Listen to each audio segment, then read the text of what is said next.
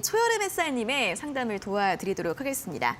종목은 앞타머 사이언스이고요. 4,300원의 비중 45%입니다. 매수가에서 비중을 축소해야 할까요? 대응 전략 꼭 부탁드립니다. 라는 댓글을 달아주셨는데 일단 오늘 종가 3,915원으로 끝이 났습니다. 큰 손실은 아니시지만 주가가 계속 바닥권에 머물러 있는 상황이고 앞타머 사이언스 같은 경우에도 이 AACR 참여하는 그런 뉴스가 나와 있긴 한데 주가가 좀 움직임을 보이지 않고 있는 것으로 보입니다.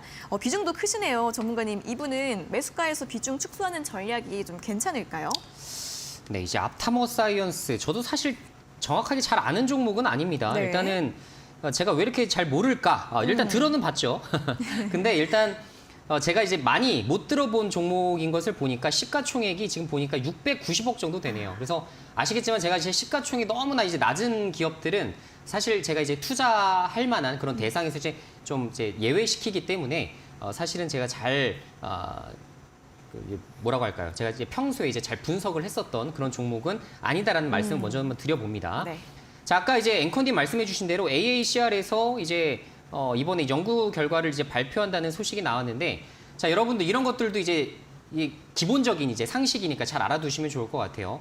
보통 이렇게 이제 학회 같은 데에서는 어떻게 합니까? 기본적으로 이제 초청을 받는 경우가 있고 내가 그냥 참가해버리는 경우가 있습니다. 근데 초청을 받아서 진행하는 경우에는 상당히 정말 유의미한 성과를 내기 위한 이런 미팅들을 많이 합니다.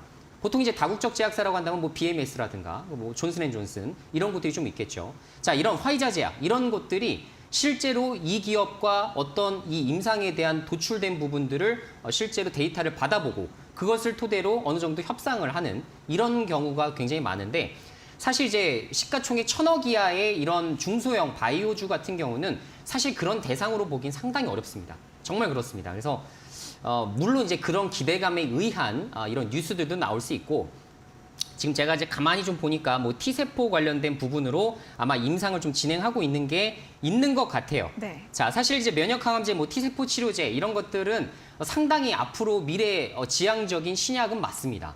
아무리 생각해도 저도 이런 쪽으로 갈 것 같아요. 2030년 이후로는.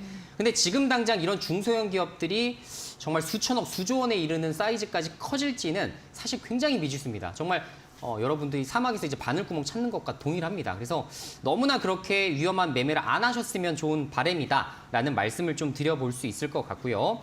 임상에 대한 데이터 뭐 여러 가지를 제시하겠지만 사실 전 긍정적으로 보기 어렵다고 보고, 자, 최근의 주가 흐름을 일단 놓고서 좀 이야기를 해보죠.